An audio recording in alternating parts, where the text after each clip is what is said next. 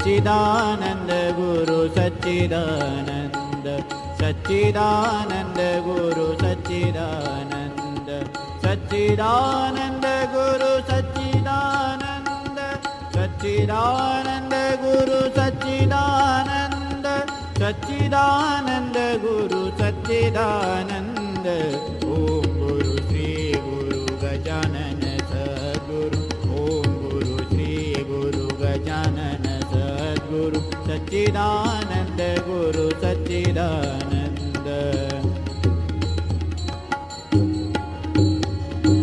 सच्चिदानंद गुरु सच्चिदानंद सच्चिदानंद गुरु सच्चिदानंद सच्चिदानंद गुरु सच्चिदानंद ओम गुरु श्री गुरु गजानन सद्गुरु ओम गुरु श्री गुरु गजानन सद्गुरु सच्चिदानंद गुरु सच्चिदानंद सच्चिदानंद गुरु सच्चिदानंद सच्चिदानंद गुरु सच्चिदानंद सच्चिदानंद गुरु सच्चिदानंद सच्चिदानंद गुरु सच्चिदानंद ओम गुरु श्री गुरु गजानन सद्गुरु ओम गुरु श्री गुरु गजानन सद्गुरु सच्चिदानंद गुरु सच्चिदानंद सच्चिदानंद गुरु सच्चिदानंद सच्चिदानंद गुरु सच्चिदानंद ओम गुरु श्री गुरु गजानन सद्गुरु ओम गुरु श्री गुरु गजानन सद्गुरु सच्चिदानंद गुरु सच्चिदानंद सच्चिदानंद गुरु सच्चिदानंद सच्चिदानंद गुरु सच्चिदानंद सच्चिदानंद गुरु सच्चिदानंद सच्चिदानंद गुरु सच्चिदानंद ओम गुरु श्री गुरु गजानन सद्गुरु ओम गुरु श्री गुरु गजानन सद्गुरु सच्चिदानंद गुरु सच्चिदानंद सच्चिदानंद गुरु सच्चिदानंद सच्चिदानंद गुरु सच्चिदानंद सच्चिदानंद गुरु सच्चिदानंद ओम गुरु श्री गुरु गजानन सद्गुरु ओम गुरु श्री गुरु गजानन सद्गुरु। सर्वांना जय गजानन। श्री गजानन महाराज उपासना केंद्र ठाणे यांच्यातर्फे मी आपणा सर्व श्रोते भक्तांचं सहर्ष स्वागत करते। श्रींच्या प्रगट दिनानिमित्त गेली 4 वर्ष आपण यूट्यूबद्वारे अनेक मान्यवरांकडून विविध विषयांवरील विवेचन ऐकत आहोत। याही वर्षी काही निवडक ग्रंथांचा अभ्यास आपण करणार आहोत। मालिकेतील आजच्या दुसऱ्या पुष्पामध्ये विवेक चूडामणी या ग्रंथाची ओळख आपण करून घेऊयात। थोडंसं या ग्रंथाविषयी आणि त्याच्या लेखकाविषयी। आद्य श्री शंकराचार्य हे अद्वैत वेदांताचे प्रवर्तक, एक महान तत्वज्ञ आणि धर्मप्रसारक होते हे आपणा सर्वांना माहिती आहेच। त्यांनी हिंदू धर्माचा प्रचार आणि प्रसार करण्यासाठी भारतभर भ्रमण केलं। 4 दिशांना 4 पीठांची स्थापना केली। उत्तरेला बद्रीनाथ इथं ज्योतिर्मठ, दक्षिणेला रामेश्वरम इथं शृंगेरी मठ, पूर्वेला जगन्नाथपुरी इथं गोवर्धन मठ आणि पश्चिमेला शारदा मठ जो द्वारकेमध्ये आहे। त्यांनी प्रस्थानत्रयींवरती अनेक भाष्यग्रंथ लिहिले, अनेक संस्कृत स्तोत्रही रचली, काव्यही रचली। विवेक चूडामणी हा आद्य श्री शंकराचार्यांनी रचलेला अद्वैत वेदांता तत्वज्ञानावरील एक महत्त्वाचा संस्कृत ग्रंथ आहे बरं का। जवळपास 580हून अधिक श्लोकांमध्ये याची रचना केली गेली आहे। यात आत्मज्ञान, ब्रह्मनिष्ठा आणि मोक्षप्राप्तीसाठीचे मार्ग याविषयी योग्य मार्गदर्शन केलंय। अशा या अद्भुत ग्रंथाची ओळख करून देण्यासाठी व्यक्तिमत्व सुद्धा अभ्यासू असायला हवं नाही का। आणि ते लाभलेलं आहे आपल्याला, ते म्हणजे डॉक्टर श्री विकास आत्माराम बाहेकर यांच्या रूपातून। अभ्यासू व्यक्तिमत्व अशासाठी म्हटलं, खूप पदव्या त्यांनी मिळवलेल्या आहेत. MBBS आणि DOMS सारखी पदवी त्यांनी प्राप्त केलेली आहे आणि गेल्या 32 वर्षापासून बुलढाण्यामध्ये नेत्ररोग तज्ज्ञ आणि फॅको सर्जन म्हणून यशस्वीरित्या ते प्रॅक्टिस करत आहेत. मराठी, इतिहास आणि तत्त्वज्ञान याच्यामध्ये MA केलेलं आहे. मराठी या विषयामध्ये PhD करून डॉक्टरेट मिळवलेली आहे. त्यामुळे ते 2 अर्थांनी डॉक्टर आहेत. ते सेवानिवृत्त प्राध्यापक असून श्री शिवाजी कनिष्ठ महाविद्यालय आणि HSVC बुलढाणा इथं त्यांना 3 दशकांचा प्रदीर्घ अनुभव आहे अध्यापनाचा. कीर्तन प्रवचनाच्या माध्यमातून अध्यात्माचा प्रचार आणि प्रसार ते करत आहेत. त्यांचे 3 ग्रंथ म्हणजे प्रकाशित झालेले आहेत. एक म्हणजे संत तुकारामाचे मनोपनिषद, दुसरा म्हणजे ग्रामगीता आणि श्रमप्रतिष्ठा आणि तिसरा मना पाहिजे अंकुश. असं खूप सारं काही बोलण्यासारखं आहे त्यांच्याविषयी, पण मला माहिती आहे तुम्हाला त्यांना ऐकण्याची खूप उत्सुकता लागून राहिली आहे. त्यामुळे मी डॉक्टर श्री विकास भाऊंना नम्र विनंती करते की त्यांनी विवेक चूडामणी या ग्रंथाविषयी ओळख करून देण्यासाठी आपल्या निरूपणास सुरुवात करावी. जय गजानन.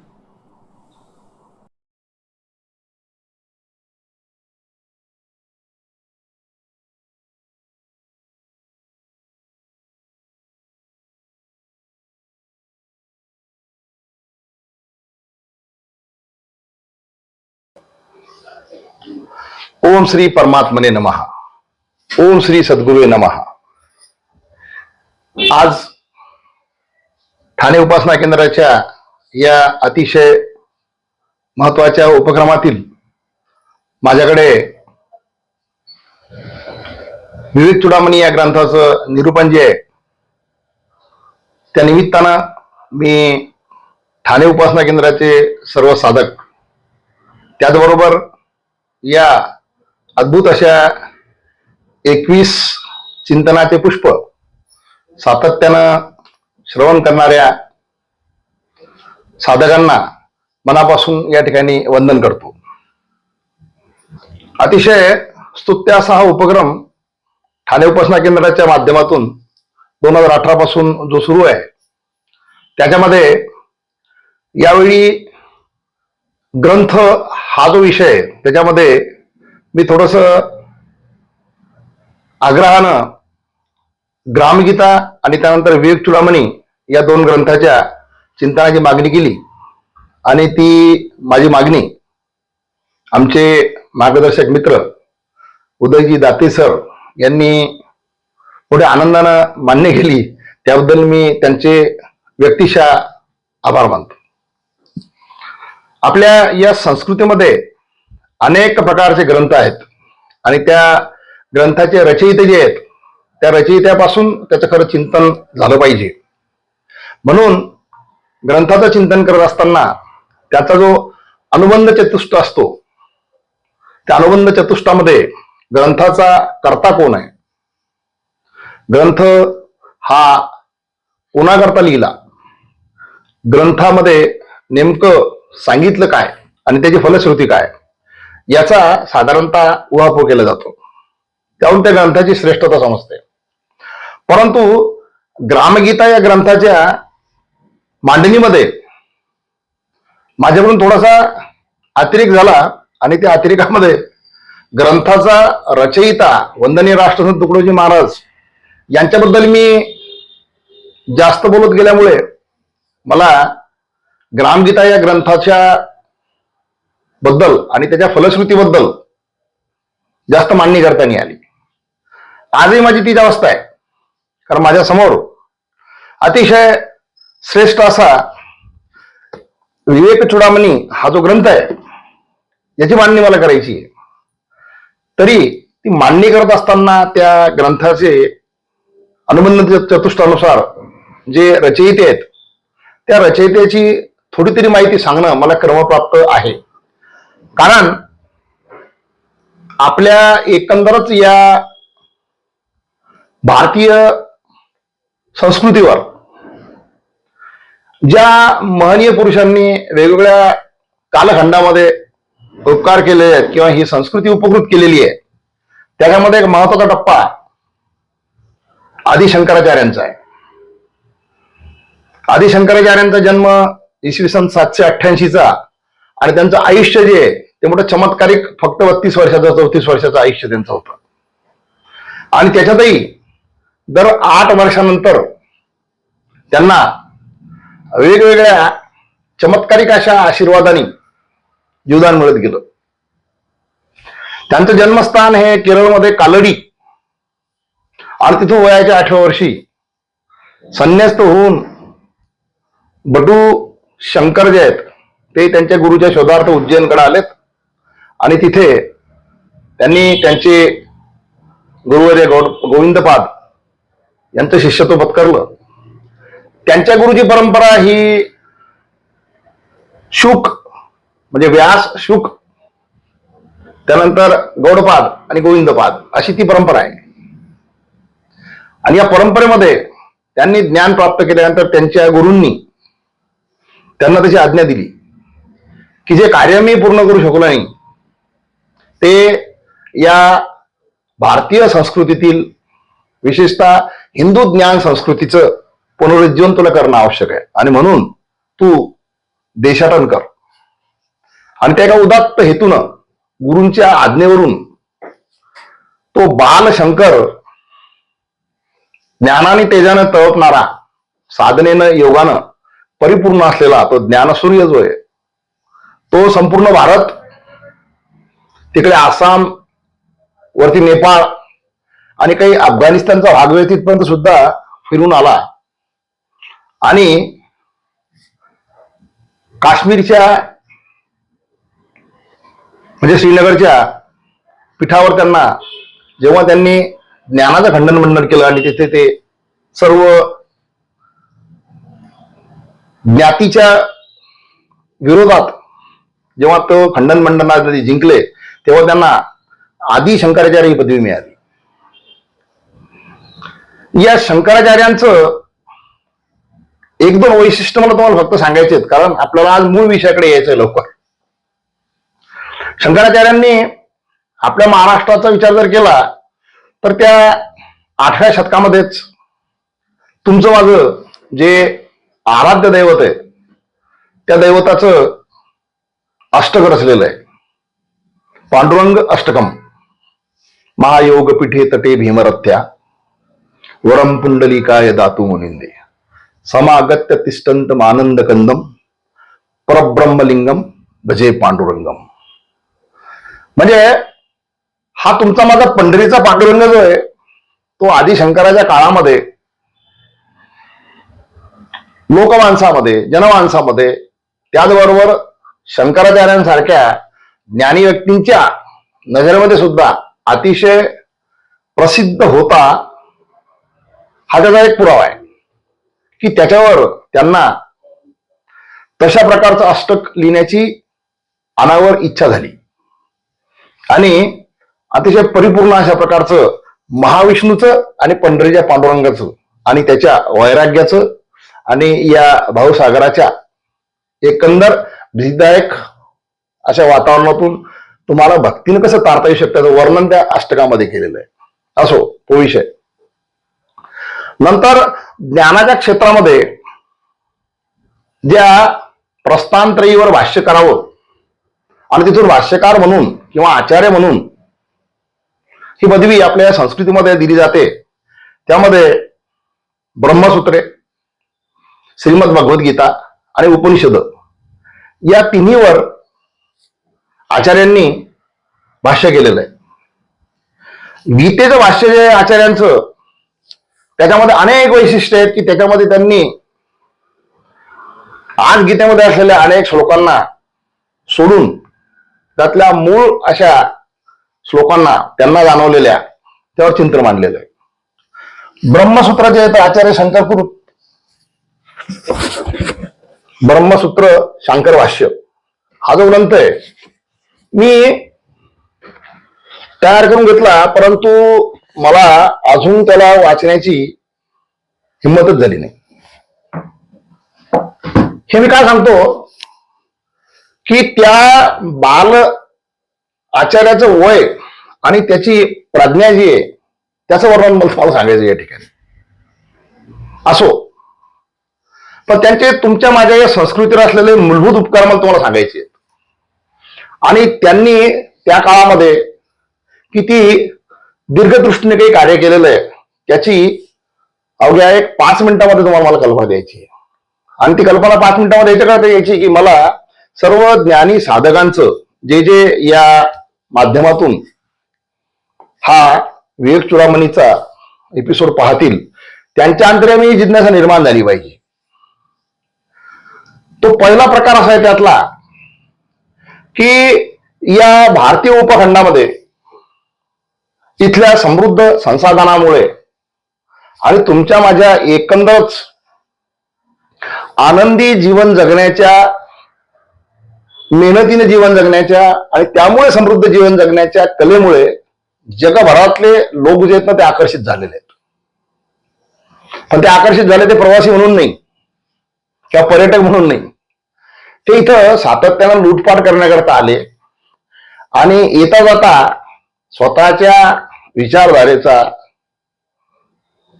त्यावेळेस तर बाकीचे काही असे धर्म जास्त उदयास आलेले नव्हते. परंतु मोहम्मद बिन कासिम 712ला भारतामध्ये सगळ्यात पहिले आले, म्हणजे आदी शंकराचार्याच्या जवळपास 70 वर्ष आधी. तर इस्लामी आक्रमणांनी तुमच्या माझ्या या देशामध्ये आपली संस्कृती नष्ट करत असताना तो धर्म वाढवण्याचा जो प्रयत्न केला त्याच्याही पूर्वी राजाश्रय मिळालेल्या इथल्याच काही धर्मांनी, त्यामध्ये बुद्ध, जैन, कापालिक, शाक्त अशा वेगवेगळ्या प्रदेशामध्ये पसरलेल्या या राजाश्रय असलेल्या धर्माच्या त्यावेळेस काही विकृत अन्वयांनी या देशातील मूलभूत संस्कृती नष्ट करण्याचा प्रयत्न केला. म्हणून आचार्यांचं मूळ गाव जे कालडी आहे तिथपासून तर बद्रिकाधाम, ऋषिकेश मधात, उज्जैनी या सर्व ठिकाणी, नेपाळमध्ये सुद्धा काठमांडूला पशुपतीनाथ, या सर्व ठिकाणच्या मूर्त्यांची विटंबना होऊन तिथल्या मूर्त्या ज्या आहेत त्या मंदिराच्या बाहेर निष्कासित करून टाकलेल्या होत्या. म्हणजे आपल्याला असं वाटतं की आपल्या संस्कृतीवर फक्त इस्लामी आक्रमण झालेलं आहे, पण तसं नाही. ज्या ज्यावेळी कुठल्याही धर्माला राजाश्रय मिळाला आणि त्याच्यामध्ये कुठल्या प्रकारची वैचारिक विकृती घुसली की आपलं श्रेष्ठत्व दाखवण्याकरता इथल्या मूलभूत संस्कृतीला धक्का लावण्याचा प्रयत्न प्रत्येकाने केला. आणि मग कालडी गावापासून तर थेट बद्रिकेश्वरापर्यंत प्रत्येक मंदिरामध्ये आपल्या या हिंदू संस्कृतीला पूज्य असलेल्या त्या ठिकाणच्या देवतांच्या मूर्तीची प्रतिष्ठापना त्या काळामध्ये आदी शंकराचार्य केलेली आहे. हे तुम्ही महत्व लक्षात घ्या. आणि त्यातल्याच हे महत्व समजून घ्यायचं असेल तर अयोध्येमध्ये रामलल्लाची मूर्ती उभी करत असताना आपल्याला 500 वर्ष संघर्ष करावा हे लक्षात ठेवणं आवश्यक आहे. स्वातंत्र्य भारतामध्ये सुद्धा त्याला 80 वर्ष लागली. मी तुम्हाला एक कंपॅरिझन का सांगतो माहितीये का, की यातून त्यांच्या एकंदर धारिष्ट्याची आणि त्या काळामध्ये एक जे शस्त्र होतं की प्रत्येक ठिकाणी तुम्हाला ज्ञानानं समोरच्या व्यक्तीला जिंकावं लागायचं आणि मग तुमची बाजू श्रेष्ठ किंवा सरशी व्हायची. आणि जर तुम्ही हारले तर मग तुम्हाला शिष्यत्व पत्करावं लागायचं त्या व्यक्तीचं किंवा अग्निकाष्ट भक्षण करावं लागायची. अशा प्रकारची ती एक पद्धती त्या काळामध्ये खंडन बंडनची. म्हणून या गोष्टीकडे आपण लक्ष देणं आवश्यक आहे की कालडीपासून तर बद्रिका धामापर्यंत हा जो भारत आहे आपला, हा सेतू हिमाचल, या सगळ्या ठिकाणी जवळपास महत्वाच्या क्षेत्रांवरील क्षेत्र देवतांचं उच्चाटन त्या काळातल्या अनेक पंथीयांनी केलेलं होतं. कोणते कोणते पंथ आहे हे तुम्ही जाणून घ्या. म्हणून येता जाता आपण इस्लामी आक्रमणाबद्दल त्यांच्या कृतीबद्दल जे बोलतो त्याच्याही पलीकडे एतद्देशीय धर्मांनी सुद्धा तुमच्या माझ्या या श्रेष्ठ ज्ञान गर्भ अशा वैदिक धर्माची विटंबना करण्याची कुठेही कसर सोडलेली नव्हती. दुसरा एक महत्वाचा मुद्दा मला शंकराचार्यांच्या चरित्राबद्दल सांगायचा आणि मग थांबायचं, म्हणजे आपल्या विषयाकडे यायचं. कशी दूरदृष्टी असते एखाद्या व्यक्तीची त्या काळामध्ये, की ज्या काळामध्ये कुठल्या प्रकारचं जिओग्राफिक आरेखन जे आपण आता करतो आपल्या मोबाईल वगैरेवर, त्याचं कुठल्या प्रकारचं लोकेशन वगैरे न शोधता त्यांनी ज्या 4 पीठाची स्थापना केली आणि त्या 4 पीठावर त्यांचे स्वतःचे शिष्य होते ते आचार्य त्या ठिकाणी ठेवून त्यांनी त्या ठिकाणी धर्मदीक्षा देण्याचा त्यांना आदेश दिला आणि ती परंपरा आज ताब्यात चालू आहे. आणि त्या ठिकाणचे जे आचार्य आहेत, मग त्यांना काही ठिकाणी शंकराचार्यच म्हणतात, काही ठिकाणी त्यांना सरस्वती म्हणतात. तर हे जे 4 ठिकाणं आहेत किंवा 4 त्यांचे जे मठ आहेत त्यांना आमनाय असा शब्द आहे, आमनाय. म्हणून ते 4 जे आमनाय आहेत ते आमनाय, आणि त्या आमनायाच्या दृष्टिकोनातून आपण जर विचार केला तर तुम्हाला आधी शंकराचार्याचं श्रेष्ठत्व लक्षात येईल. आपला देश जो आहे या देशामध्ये आजही आपण जर विचार केला तर या 4 पीठाच्या आतमध्येच तुमचा माझा हा ज्ञानधर्म हिंदू धर्म जो आहे तो परिपूर्ण अवस्थेमध्ये तगताना दिसतो. आपण एक त्यातल्या पीठाचं वर्णन पाहूया. पश्चिम दिशेला त्यांचा शारदा आमनाय जो आहे तो द्वारकेमध्ये आहे. त्याची स्थापना त्यावेळेस त्यांनी केलेली आहे. आणि तिथे त्यांचे एक शिष्य हस्तामलक जे होते ते आचार्य होते. आणि त्यांनी त्या ठिकाणी त्या प्रत्येक आचार्याजवळ काही विशिष्ट अशा प्रकारच्या संज्ञा ज्या आहेत त्या त्याला प्रदान केलेल्या होत्या. आणि त्या प्रदान केलेल्या संज्ञा ज्या आहेत त्या बळावर तो आमनाय किंवा तो जो मठ आहे किंवा तो जो आपण ज्याला पीठ आहे त्याची सर्व सूत्र चालायची. तिथला संप्रदाय जो आहे त्याला किटवार म्हणतात. म्हणजे या संप्रदायाशी किंवा या शारदा मठाशी किंवा द्वारका मठाशी जे म्हणून साधक संलग्नित आहेत त्यांनी किड्या मुंग्यांपासून सर्व जीवजंतूंच्या विषयी दयाभाव दाखवावा. त्याच्यामुळे त्यांचा संप्रदाय किटवार. त्यांची अधिदेवता सिद्धेश्वर, देवी भद्रकाली, तीर्थ गोमती, ब्रह्मचारी स्वरूप, वेद त्यांचा सामवेद आणि त्यांचं महावाक्य तत्वमसी. त्यांचं गोत्र अधिगत आणि त्यांची पदवी तीर्थ आणि आश्रम. म्हणजे या पश्चिमेकडे असलेल्या द्वारका पीठाला ह्या अशा प्रकारच्या एकंदर संप्रदायानं किंवा विचारधारेनं चालणं आणि त्या संप्रदायाची सामवेदाची सातत्यानं मांडणी करत समाजामध्ये ती विचारधारा तत्वमसी या महावाक्याच्या सोबतीनं प्रसारित करणे, त्याचा प्रचार प्रसार करणे हे त्यांचं कर्तव्य होतं.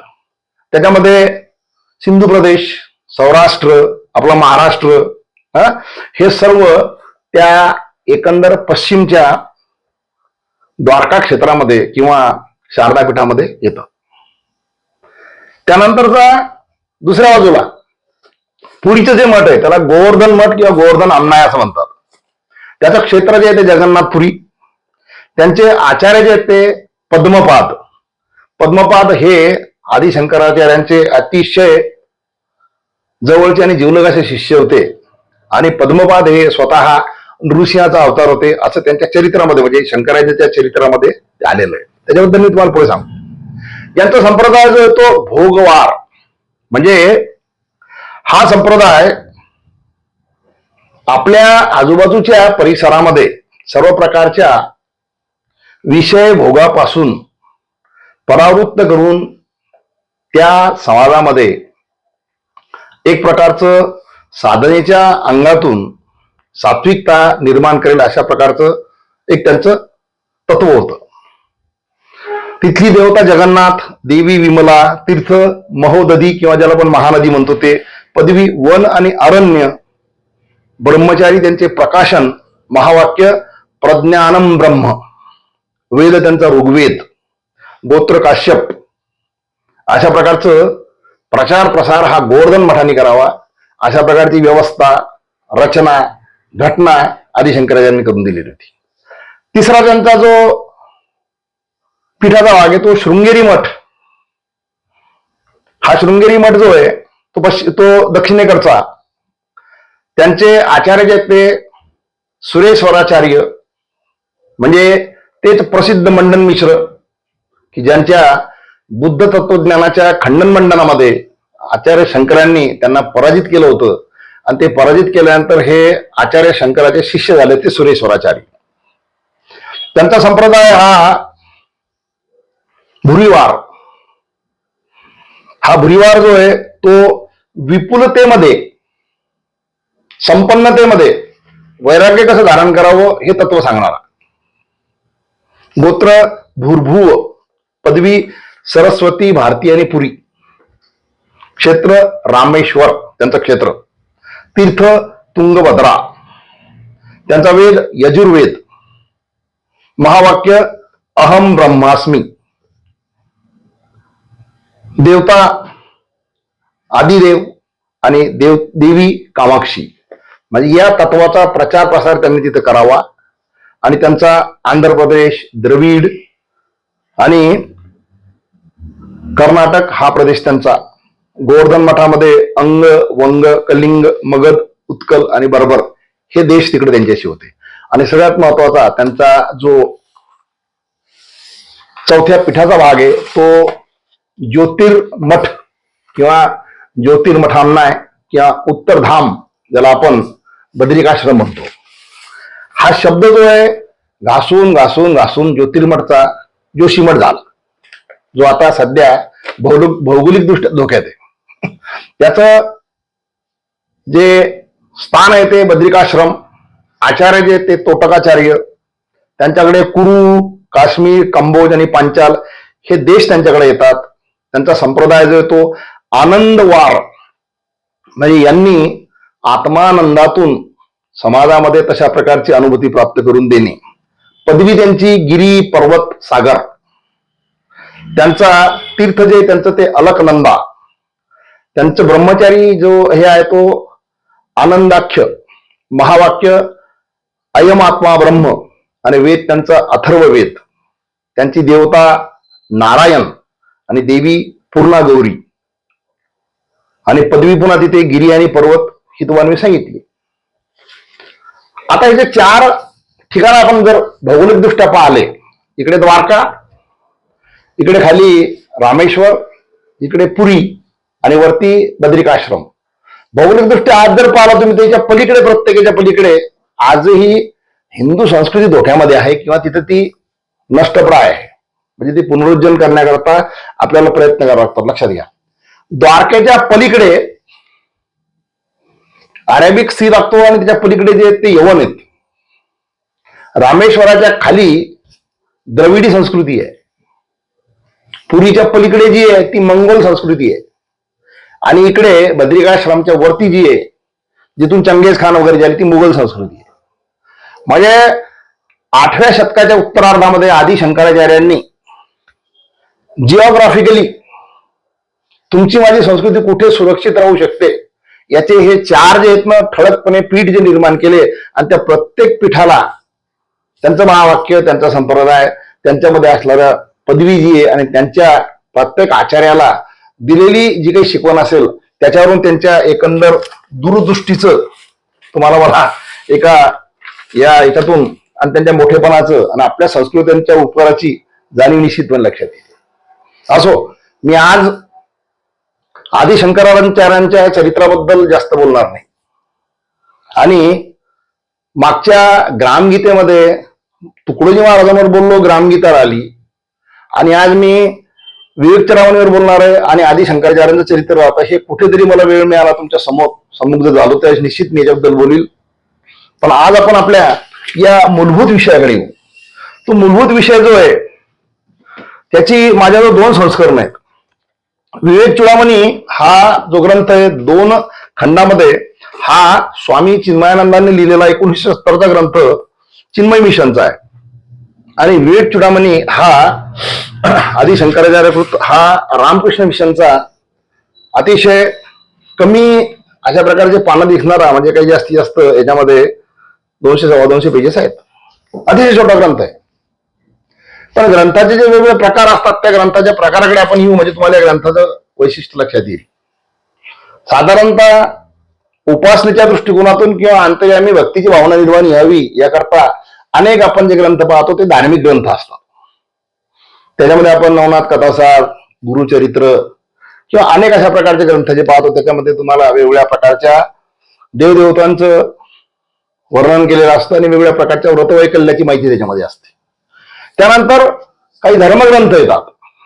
त्या धर्मग्रंथामध्ये आपल्या हिंदू धर्मामध्ये रामायण महाभारत हे आदर्श आर्ष ग्रंथ जे आहेत, पण त्याच्यामध्ये असलेले काही शास्त्र ग्रंथ आहेत, त्याच्यामध्ये गीता येते. आणि त्याची वेगवेगळी संस्करणं होता या ग्रंथाची प्रतवारी किंवा या ग्रंथाचा जो एकंदर विचारधारेचा भाग बदलत चालतो. मग त्यामध्ये ज्ञानेश्वर महाराजांचा हरिपाठ त्याच्याबद्दल मी मागे बोललो तर सूत्र ग्रंथ म्हणतात. त्याच्यामध्ये चांगदेव बासष्टी जी तो कूट ग्रंथ आहे. त्याच्यामध्ये ज्ञानेश्वर महाराज त्यांना काय सांगतात हे जर आपण पाहत बसलो तर आपल्याला ते कठीण जातं. कूट ग्रंथ आहेत, सूत्र ग्रंथ आहेत. त्यातला हा जो ग्रंथ आहे या ग्रंथाला प्रकरण ग्रंथ म्हणतात. प्रकरण ग्रंथ हा काय प्रकार आहे हा आपल्याला सुरुवातीला पाहायचा आहे. तर आदि शंकराचार्य हे आपल्या संस्कृतीमध्ये श्रेष्ठतम अशा प्रकारचे भाष्यकार आहेत. भाष्यकार आणि भाषांतरकारातला एक फरक आपण पाहायला पाहिजे. आजच्या काळामध्ये आपण अनेक ग्रंथ जे आहेत ना त्याचे भाषांतर झालेलं पाहतो. विशेषतः गीता प्रेसचे जे ग्रंथ आहेत ना त्याच्यामध्ये तो जो लेखक असतो त्याला जसं सुचतं तशा पद्धतीने तो त्या शब्दाला तिथे टाकतो आणि त्याच्यामुळे त्या शब्दाची मूलभूत किंमत कमी होते. अनेक ग्रंथांमध्ये तुम्हाला सापडत ते भाषांतरकार असतात. म्हणून त्या शब्दाचं आणि त्या एकंदर ग्रंथाच्या तत्वाचं जे मूल्य असतं ते हरवतं. पण भाष्यकार जे असतात त्या भाष्यकाराचं वैशिष्ट्य असं असतं की मूलभूत त्या अक्षर ग्रंथामध्ये जे तत्व सांगितलेलं आहे कारण तो काळ कोणता असू शकतो. जसं गीतेचा काळ जर आपण पाहिला तर इसवी सन पूर्व आपण आज इसवी सन पूर्व 3000 वर्ष म्हणजे आज आपण 5000 वर्षापूर्वीचा तो ग्रंथ म्हणतो. त्या काळातली समाजरचना, त्या काळातली समाजमूल्य आणि त्याचं आदि शंकराचार्यांनी 788 मध्ये म्हणजे 788 नंतर म्हणजे 8व्या शतकामध्ये आणि ज्ञानेश्वर महाराजांनी 13व्या शतकामध्ये जे भाष्य केलं त्या भाष्याचं वैशिष्ट्य असं आहे की त्या काळामधली असलेली समाजरचना आणि आजची असलेली समाजरचना, त्या काळामध्ये असलेले सामाजिक मूल्य आणि आजचे सामाजिक मूल्य यामध्ये त्या तत्वाची उपयुक्तता सांगणे आणि समाजातल्या त्या घटकातील त्या ज्ञानाची पात्रता असलेल्या लोकांनी त्याचं ग्रहण करून त्याचा अंगीकार करणे या योग्य त्या भाष्याला तयार करणे याच्यावर त्या भाष्यकाराचं खरं बौद्धिक कसरत किंवा बौद्धिक अशा प्रकारचं ते अवलंबून असतं. आणि म्हणून त्याच्यामध्ये आदि शंकराचार्य असतील किंवा ज्ञानेश्वर महाराज असतील हे श्रेष्ठतम भाष्यकार म्हणतात की त्यांनी त्या समाजामध्ये आजच्या काळामध्ये समकालीन समाजाला त्यांच्या ज्ञानाला किंवा बुद्धीला पचेल अशा पद्धतीनं त्या श्रेष्ठतम ग्रंथाचं तत्व जसंच तसं आणलेलं आहे किंबहुना वेगवेगळ्या पद्धतीने मांडलेलं आहे. ज्ञानेश्वरीचं त्या दृष्टिकोनातून वर्णन करताना एका ठिकाणी असं म्हणतात की अंगच्या लेण्यामुळे सौंदर्यामुळे ते लेणं खुललं म्हणजे ते दागिने खुलले की दागिन्यामुळे सौंदर्य आलं हे जसं ओळखता येत नाही तसं गीतेमुळे ज्ञानेश्वरी सुंदर आहे की ज्ञानेश्वरीमुळे गीता सुंदर झाली हे ओळखता येत नाही असं भाष्य आहे. असो भाष्यकार हा समकालीन समाजाला त्या तत्वाची ओळख करून देत असतो. आणि आपल्या या संस्कृतीमध्ये अनेक ज्ञान ग्रंथ आहेत. वेदांपासून उपनिषदांपर्यंत अनेक प्रकारचे उपनिषद आहेत, अनेक प्रकारची पुराण आहेत. ज्ञानेश्वरीमध्ये एक ओवी अशी आहे की त्या ओवीमध्ये असं म्हणतात की जंगलामध्ये वनवा ज्यावेळेस भडकतो तर त्या वनव्याच्या आधारे आपल्याला आपला जीवन व्यवहार करता येत नाही. पण तोच वनवा जो आहे तो एखाद्या वातीवर जर आपण ठेवला तर त्या दीपकाच्या ज्योतीमध्ये आपण जीवन व्यवहार करू शकतो. अशा प्रकारची ओवी येते 8व्या अध्यायामध्ये. मग तसं या पूर्ण ज्ञानाचं तुमच्या आमच्या जीवनामध्ये कुठे उपयुक्तता आणायची असेल तर तो एवढा मोठा ज्ञानाचा ठेवा जो आहे शब्दब्रह्म ते आपल्याला तसं कुठेतरी आणावं लागत असतं ते तसं आणण्याची कसब जी असते ती त्या श्रेष्ठतम भाष्यकारामध्ये असते. म्हणून आपल्या एकंदर तत्वज्ञानातील अनेक ग्रंथातील क्लिष्ट अशा परिभाषा संकल्पना जर साधकाला समजल्या नाही तर तो साधक त्याच्या अंतर्यामी असलेल्या अनेक गैरसमजामुळे साधनेच्या मार्गावर अग्रेसर होऊ शकत नाही. आणि त्यामुळे अनेक साधक जे आहेत ते पुढे अध्यात्म मार्गावर धडपडत राहतात आणि पुढे ते विचलित होतात. म्हणून अनेक संकल्पना शुद्ध पद्धतीनं समजून सांगायच्या असल्या तर त्या संकल्पनाची एक विशिष्ट बैठक जी आहे सूत्ररूपानं ज्या ग्रंथामध्ये मांडली जाते त्याला प्रकरण ग्रंथ म्हणतात. आणि प्रकरण ग्रंथामध्ये विवेक चूडामणी हा सर्वश्रेष्ठ ग्रंथ आहे की ज्याच्यामध्ये या संकल्पना परिपूर्ण अवस्थेत मांडलेल्या आहेत. या संकल्पनाची एकच फक्त तुम्हाला मी गंमत सांगतो, कारण मला एक सूत्र फक्त सोडून दाखवायचं आहे आज तुम्हाला, की या संकल्पनामध्ये आजही पाश्चात्य तत्वज्ञान जर आपण उघडून पाहिलं तर त्याच्यामध्ये फार मोठं कन्फ्युजन आहे. कशामध्ये? What is mind and what is soul. मन काय आहे, आत्मा काय आहे, याच्यामध्ये त्यांचा गोंधळ आहे. पण विवेक चूडामणीमध्ये आदी शंकराचार्यांनी 8व्या शतकामध्ये म्हणजे even before period of renaissance ज्याला म्हणतात की ज्याच्यामध्ये हे ज्ञानाची पाश्चात्य जगतामध्ये म्हणजे उकल झाली किंवा तिथून ती सुरुवात झाली, त्याच्या फार पूर्वी मन बुद्धी चित्त अहंकाराचं अंतःकरण चतुष्ट जे आहे ते विवेक चूडामणीमध्ये अतिशय ठळक पद्धतीनं अतिशय स्पष्ट पद्धतीनं व्याख्यासहित त्यांनी मांडलेलं आहे. यावरून ते श्रेष्ठत्व लक्षात यावं. म्हणजे ज्यावेळेस तुम्हाला मानसशास्त्र म्हणजे सायकोलॉजी, तत्वज्ञान म्हणजे फिलॉसॉफी किंवा कुठल्याही प्रकारच्या अध्यात्मशास्त्राचा अभ्यास जर करायचा असेल तर आदी शंकराचार्याच्या या ग्रंथाला स्पर्श केल्याशिवाय तुमच्या एकंदर संकल्पना क्लिअर होऊ शकत नाही, स्पष्ट होऊ शकत नाही. इतकं श्रेष्ठत्व या ग्रंथाचं आहे. म्हणाल भक्ती मी सांगितलं छोटासा ग्रंथ आहे की जो फक्त 200 पेजेसचा आहे, ज्याच्यामध्ये 580 श्लोक आहेत आणि वेगवेगळे विषय मांडले आहेत. त्याच्याबद्दल मी तुम्हाला सांगणार होता. तर हा जो ग्रंथ आहे या ग्रंथाचं हे वेगळ्या प्रकारचं वैशिष्ट्य आहे. त्या ग्रंथामध्ये ज्या काही संकल्पना तत्वज्ञानामध्ये कुठलाही ग्रंथ घेतला तर त्याच्यामध्ये जिथून सुरुवात होते त्या काही संकल्पना मांडल्या त्याची आपल्याला सुरुवात आज पाहायची. जसं आपण जन्म घेतो त्या जन्माचं आपल्याशी किंवा आपल्याला त्या जन्माशी काय आपल्याशी त्याचा संबंध असतो की नुसतंच आपण जन्माला येतो आणि जीवन जगत असतो असे बरेच लोक जगतात. तर त्याचं वैशिष्ट्य जे ते या विवेक चूडामणीच्या पहिल्या भागामध्ये 2ऱ्या श्लोकामध्ये सांगितलंय. ते म्हणतात, माझं थोडंसं संस्कृत कच्चं आहे पण मी हे वाचून दाखवणार तुझ्यासमोर काही श्लोक. जंतुनाम नरजन्म दुर्लभतम पुंस्तो तत्व विप्रता. म्हणजे नरजन्म जो आहे किंवा नरदेह प्राप्त होणं हे दुर्लभ आहे आणि त्यातल्या त्यात तो मानवाचा परिपूर्ण अवस्थेनं प्राप्त होण्याच्या दृष्टिकोनातून तुम्हाला जी एक अवस्था त्यात सांगितलेली विप्रता म्हणजे ज्ञान प्राप्त करण्याची जिज्ञासा जी आहे आणि त्यातून तुम्हाला जी सात्विकता प्राप्त होते हे त्याच्यापेक्षाही दुर्लभ आहे असा हा श्लोक सांगतो. म्हणजे आता एकेका गोष्टीचा उहापोह आपण ज्यावेळेस करू त्यावेळेस काही श्लोक मी तुम्हाला वाचून दाखवणार आहे, कारण हा जो संस्कृत ग्रंथ आहे त्यातले श्लोक जे येतं ते तसे काही सरळ सरळ पाठ होत नाहीत. 2रा टप्पा त्यांनी त्यात सांगितला की ज्या पद्धतीनं सर्व जीवांमध्ये मनुष्य देह किंवा नरदेह हा दुर्लभ आहे, मग तिथे बऱ्याच वेळा अशा प्रकारची टीका आहे. नर म्हटलं बा म्हणजे मग याच्यामध्ये स्त्रीवर काही अन्याय वगैरे आहे का, तर त्याच्याबद्दलही शंकराचार्यांनी तिथे विश्लेषण दिलेलं आहे की स्त्री मूलतः वात्सल्य, कोमलता, भावना, चिंता याचं मूलभूत स्वरूप असल्यामुळे कधी कधी साधनेच्या मार्गावर तिच्यापेक्षा पुरुष हा कणखरतेमुळं कधी कधी पादाक्रांत करू शकतो. पण त्यालाही आपल्या संस्कृतीमध्ये अनेक अपवाद आहेत. असो, 2रा त्यातला एक जो श्लोक आहे त्या श्लोकाचं म्हणजे या ग्रंथामध्ये तो 3ऱ्या क्रमांकाचा श्लोक आहे. तो श्लोक फक्त त्याचं एक एक टायटल मला तुमच्या समोर वाचायचंय की नरदेह प्राप्त झाला, पण मग याच्यामध्ये काय झालं पाहिजे. म्हणजे तुम्हाला या सर्वश्रेष्ठ 84 लक्षणी मधल्या या देहाचं तुम्हाला खऱ्या अर्थानं योग्य पद्धतीने इतिश्री करून मोक्ष मार्गावर जाता येईल. त्याच्यामध्ये ते म्हणतात दुर्लभ त्रयमेव उद्देशानुग्रह हेतुकम, त्याच्यामध्ये मनुष्यत्वम, मुमुक्षत्वम आणि महापुरुष संश्रय. म्हणजे तुम्हाला मनुष्य देह जर मिळाला तर त्याच्यामध्ये तुम्हाला मोक्ष प्राप्त करण्याची जिज्ञासा जी आहे ती प्राप्त झाली पाहिजे. आणि ते प्राप्त करून घेण्याकरता तुम्हाला महापुरुषाचा आधार किंवा संत संगती आपण ज्याला म्हणतो आपल्या वारकरी संप्रदायामध्ये, ती प्राप्त झाली पाहिजे.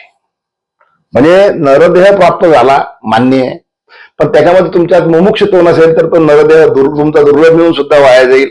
आणि तो मुमुक्षत्व प्राप्त झाल्यानंतर संत संगती, ज्ञान संगती जर झाली नाही तर ते सुद्धा फलश्रुती त्याची होणार नाही. अशा प्रकारचा तो श्लोक सांगितलेला आहे बरं का.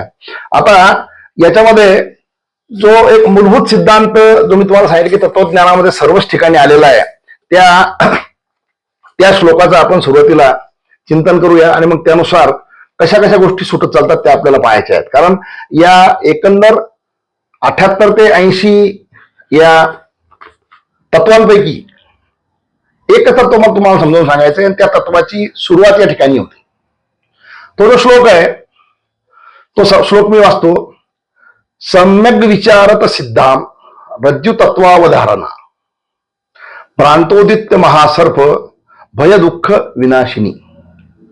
हा जो श्लोक आहे, हा श्लोक तत्वज्ञानाचं कुठलंही पुस्तक घ्या, तत्वज्ञानाची कुठलीही चर्चा घ्या, तिथे तो रज्जू सर्प हा संकल्पना नेहमी येते. रज्जू सर्प ही संकल्पना अशी आहे की सायंकाळच्या वेळी, संधिकाळ ज्यावेळेस असतो त्यावेळी, धड उजेडही नसतो धड अंधकारही नसतो, तशा वेळी खाली पडलेल्या दोरीला, याचा फोटोच या ठिकाणी आलेला आहे बघा, तो संकल्पना जी येते, खाली पडलेल्या दोरीला मनुष्य सर्प समजून त्याच्या अंतर्यामी भीती किंवा दुःख हे निर्माण होतं.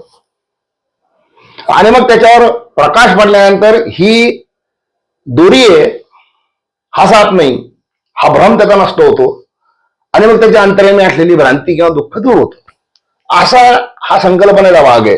पण हा एक फार मोठा सिद्धांत आहे. तो सिद्धांत असा आहे की आपल्या जीवनामध्ये आपण तो अंधकारमध्ये अज्ञानामुळे आपल्या आजूबाजूच्या परिस्थितीला सर्प समजून तिला भीत असतो, किंवा आपल्या अंतर्यामी असलेल्या वेगवेगळ्या प्रकारच्या भ्रांत गोष्टीमुळे आपल्या जीवनामध्ये भय उत्पन्न होतं. आणि त्याच्यावर जेव्हा ज्ञानाचा प्रकाश पडतो किंवा पडला पाहिजे, तो पडल्यानंतर आपल्याला तो सर्प त्या ठिकाणी नष्ट होऊन ती एक निर्जीव आणि कुठल्या प्रकारची इजा करू शकणार नाही अशा प्रकारची दोरी हे जसं लक्षात येतं, तशा पद्धतीनं या जीवनामध्ये ह्या सर्व गोष्टी ज्या कशा नष्ट होणाऱ्या आहेत हे लक्षात येतं. अशा प्रकारचा हा सिद्धांत आहे. मग हा सिद्धांत आपल्याला फक्त हा सिद्धांतच पाहायचा आहे. आणि हा सिद्धांत सोडवण्याच्या दृष्टिकोनातून माणूस साधक ज्यावेळेस बनतो तेव्हा त्याच्यामध्ये कोणत्या प्रकारच्या क्वालिटीज असाव्या आणि त्याला सापडणारा किंवा मार्गदर्शन करणारा गुरु कसा असावा, इतकाच फक्त आपल्याला सिद्धांत तो आज पाहायचा आहे.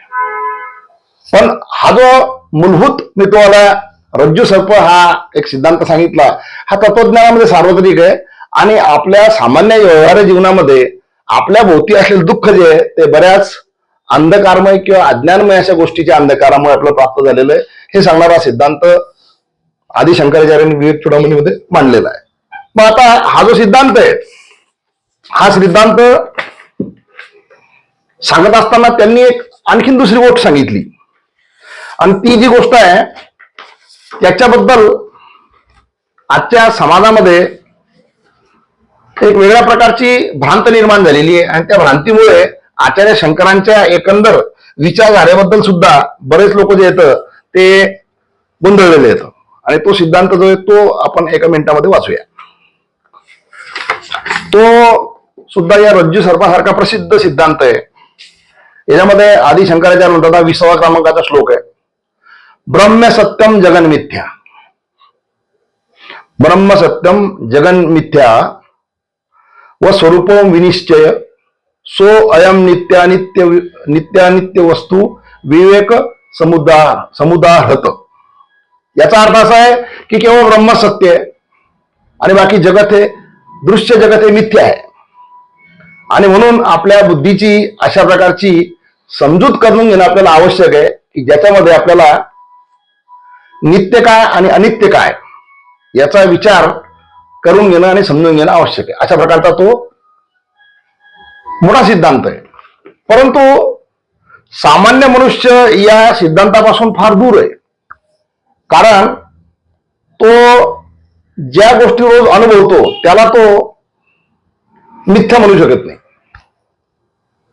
ब्रह्मसत्य म्हणत असताना जगन्मिथ्या ही जी गोष्ट आचार्य शंकरांनी सांगितली ती सूत्ररूपाने सांगितल्यामुळे त्या सूत्राचं जोपर्यंत उलगडा होत नाही तोपर्यंत सामान्य मनुष्य या तत्वज्ञानाकडे ओढला जाऊ शकत नाही. गोष्ट निश्चित. मग मिथ्या या शब्दाचा अर्थ लक्षात घेणं आवश्यक आहे. सत्य असत्य याच्या मधामध्ये मिथ्या आहे. सत्य ईश्वराचं स्वरूप, या पंचमहाभूताचं बनलेलं तुमच्या माझ्या आजूबाजूच्या सृष्टीचं स्वरूप जे आहे ते सत्य. ते वारंवार जे बदलतं परंतु मूलभूत त्यातले तत्व सारखे राहतात, नित्य राहतात, हे समजून घेणं सुद्धा आपल्याला आवश्यक आहे. उन्हाळा, हिवाळा, पावसाळा आपण पाहतो, स्थित्यंतर होतात, पण सृष्टीमध्ये पंचमहाभूत असेल तसेच आहेत. म्हणजे या ब्रह्माच्या निर्मितीमध्ये लागणाऱ्या गोष्टी ज्या आहेत त्या जशान तशा आहेत त्या सत्य आहेत. मग मिथ्या काय? मी आणि तुम्ही तर आहोत, पण मिथ्या काय आहे? समजा माझं वय आज 61 वर्षाचं आहे, तर 65 वर्षापूर्वी मी नव्हतो आणि आज 61 वर्ष आहे, तर आणखीन काही वर्षानंतर मी राहणार नाही. म्हणजे इतक्या काळामध्ये मी आहे, माझं अस्तित्व आहे, याला मी सत्य धरून चालतो. ही सगळ्यात मोठी फसगत आहे, त्याला मिथ्या म्हटलेलं आहे. म्हणजे काही काळ आहे आणि काही काळानंतर नष्ट होणार आहे, परंतु ती जी भ्रांत आहे की मी सर्व काळ आहे आणि त्याच्यामुळं मनुष्य हा जीवनामध्ये सातत्यानं काहीतरी जमा करण्याच्या मागे लागलेला असतो. हे तत्वज्ञान आदि शंकराचार्यांनी अतिशय कठोर शब्दात सांगितलं. ब्रह्मसत्य जगन मिथ्या आणि नित्यानित्य गोष्टीचा तुम्ही विचार करा, अशा प्रकारचा तो श्लोक आहे. पण त्यांची ती कठोर भाषा त्यावेळेस किंवा आजही परिपूर्ण अवस्थेत लक्षात न आल्यामुळे या श्लोकाबद्दल आणि एकंदरच आदि शंकराचार्यांच्या तत्वज्ञानाबद्दल थोडासा गोंधळ सामान्य माणसामध्ये आहे की काहीतरी कठोर आहे, हे जीवनापासून दूर नेणार आहे. मग तीच गोष्ट आपण ज्यांना माऊली म्हणतो, ज्ञानेश्वर महाराजांना, ते माऊली त्याच करता म्हणतो की लहान मूल ज्यावेळेस काही खात नाही त्यावेळेस त्याला लाडी गुडी लावून ज्या पद्धतीने आई खाऊ घालते त्या पद्धतीनं ब्रह्मसत्य जगन मिथ्या हा जो सिद्धांत आहे तो ज्ञानेश्वर महाराजांनी तुमच्या माझ्या बाजूला जो मांडला त्याला आपण चिद्विलासवाद म्हणतो. चिद्विलासवादाचा अर्थ असा आहे की तुम्ही जसे चैतन्याचे पुतळे आहात किंवा तुमच्या अंतर्यामी ती स्पंदन आहेत ईश्वराची, तशी या सृष्टीमध्ये सर्वत्र आहे. म्हणून तुम्ही त्या ईश्वराचं अस्तित्व सर्वत्र माना आणि सर्वत्र मानत असताना त्या ईश्वराशी तुम्ही समत्वानं राहा. म्हणजे या सृष्टीशी तुम्ही आदरानं राहा. कारण या सृष्टीचा तुम्ही नैतिकतेने उपयोग घेतला तर ही सृष्टी तुमच्यासाठीच बनलेली आहे आणि तुमच्या आधी आणि तुमच्या नंतर सुद्धा ती राहणारी आहे. म्हणून तिचा आदर करा, तिला ओरबडू नका. असं अतिशय शांतपणे, सौम्यपणे, अलंकारिक भाषेमध्ये, वेगवेगळ्या प्रकारच्या उपअलंकारामध्ये, ज्ञानेश्वरीमध्ये पूर्णपणे सगळ्या ठिकाणी ज्ञानेश्वर महाराजांनी हा सिद्धांत मांडलेला. त्याला चिद्विलासवाद म्हणतात. म्हणजे ईश्वराचं अस्तित्व सर्वत्र आहे, जो माझ्यात आहे तो त्याच्यात आहे. आणि मग तिथून एकमेकाबद्दलचा आदर, एकमेकाबद्दलची जी एक आदर भावना वाढीच लागते आणि त्यामुळे सर्वत्र एक प्रकारचं प्रेम निर्माण होऊ शकतं, अशी ज्ञानेश्वरीची भावना आहे. आणि त्या प्रेमातून जो मूलभूत शांतीरस हा ज्ञानेश्वरीचा स्थायी भाव आहे तो आपल्याला दिसतो. म्हणजे जी गोष्ट कठोरपणे शंकराचार्यांनी सांगितली ती ज्ञानेश्वर महाराजांनी सौम्यपणे आणि लहान लेकराला पटेल अशा पद्धतीने सांगितली, म्हणून ती माऊली आहे. तर हा जो श्लोक आहे, हा श्लोक हे ब्रह्म किंवा जगत या दोघातला फरक समजता ते सत्य आहे आणि हे मिथ्य आहे हे समजून घेण्याकरता तुमच्या माझ्यामध्ये काही पात्रता आली पाहिजे. त्याकरता त्यांनी शिष्याची काही गुणधर्म सांगितले, शिष्याची, आणि मग शेवटी गुरुचे काही लक्षणं सांगितले. तर आपल्याला या दोन गोष्टी आता इथं पाहायच्या की शिष्य कसा असावा आणि गुरु कसा असावा. म्हणजे आपल्याला आज या फक्त 4 संकल्पना पाहायच्या आहेत. पहिली आपण रज्जू सर्पाची पाहिली, दुसरी संकल्पना आपण ब्रह्मसत्य जगन मिथ्याची पाहिली. आता शिष्य कसा असावा, आणि तो शिष्य जो आहे तो या विवेक चुडामणीमध्ये अतिशय सुंदर पद्धतीने सांगितलेला आहे. आणि मला असं वाटतं की आजच्या शिक्षण पद्धतीमध्ये जर आपण यातल्या काही गोष्टी अप्लाय करू शकलो तर निश्चितपणे आपल्या देशामध्ये जी एक उदासीनता आजच्या काळामध्ये पेरिफेरीमध्ये शिक्षणाबद्दल झालेली आहे त्याच्यामध्ये बदल पडू शकतो. 1865 मध्ये 1835 मध्ये मॅकोलेनं तुमची माझी गुरुकुल पद्धती जी मोडून काढली आणि तिथपासून आपल्या इकडे क्लिरिकल मेंटॅलिटी ही तयार झाली. The people which will be only ruled, अशा पद्धतीचे लोक तयार झाले आणि ते आपल्या संस्कृतीला सोडून मग साहेबी संस्कृतीचं अनुकरण करता करता भारतीय संस्कृती लयात जायचं काम जे सुरू झालं, तिथून जर आपल्याला बदलायचं असेल तर हे अतिशय मूलभूत अशा प्रकारचं या ठिकाणी मांडणी केलेली आहे. म्हणून शिक्षण क्षेत्रामध्ये सुद्धा काम करणाऱ्या प्रत्येक व्यक्तीने, माझ्याशी जुळलेल्या आता या निमित्तानं जुळलेल्या प्रत्येक साधकांना, जर आपण शिक्षकी पेशामध्ये असेल तर आपल्या विद्यार्थ्यांमध्ये, आणि आपण शिक्षक असेल तर आपल्यामध्ये कोणत्या प्रकारच्या गोष्टी निर्माण झाल्या पाहिजे याची निश्चितपणे या ठिकाणी आपण चिंतन केलं पाहिजे.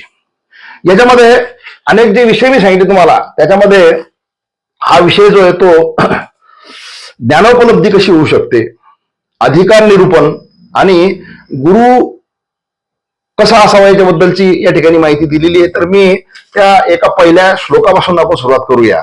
तो श्लोक जो आहे 16 क्रमांकाचा श्लोक आहे इथला. त्या श्लोकाची मी पहिले वाचन करतो आणि मग तुम्हाला आपण चिंतन त्याचं करूया.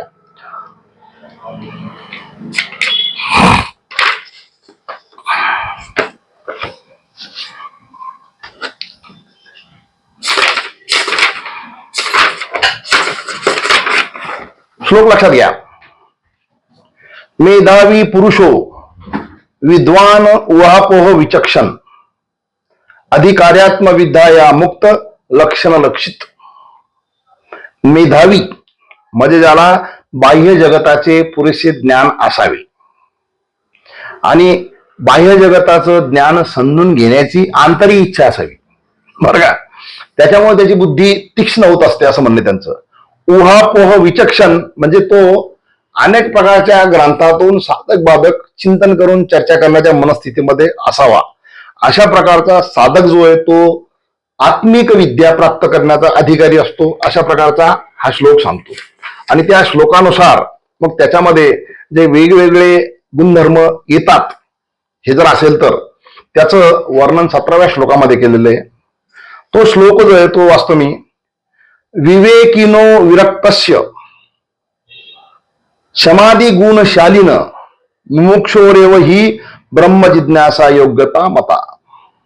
मग तो व्यक्ती विवेकानं मंडित असावा, तो विरक्त असावा, शमदमादी षड्गुणांनी तो मंडित असावा, त्याचबरोबर त्याच्यामध्ये मुमुक्षत्व असावं, तर तो ब्रह्म जिज्ञासा प्राप्त करू शकतो.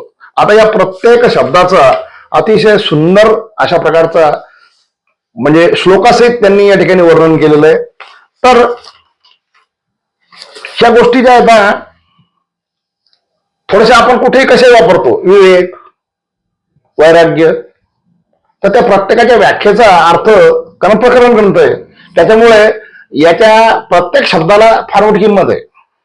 तर विवेकाचं वैशिष्ट्य किंवा विवेकाची व्याख्या आदी शंकराचार्य करतात की ज्याच्यामध्ये तुम्हाला आत्म काय अनात्म काय, नित्य काय अनित्य काय, सार काय असार काय याचा सखोल विचार करून त्यातलं काय स्वीकारायचं आणि काय सोडायचं याची जाणीव आपल्या बौद्धिक पातळीवर ज्यावेळेस होते त्यावेळेस समजायचं की आपण विचाराच्या पलीकडे विवेकाकडे गेलेलो आहे.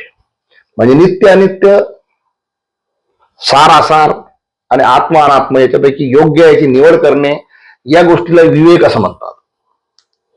आणि ज्या ज्या वेळी तुम्ही अनात्म वस्तू सोडाल, अनित्य वस्तू सोडाल आणि आसार वस्तू सोडाल, त्यावेळी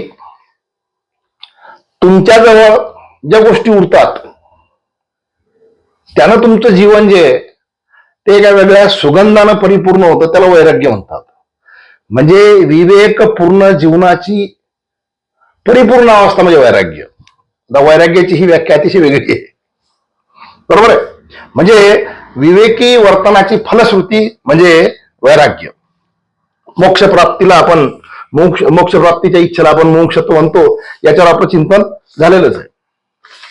आता या प्रत्येक शब्दाचा थोडा थोडा अर्थ आपल्याला पाहायचा आहे.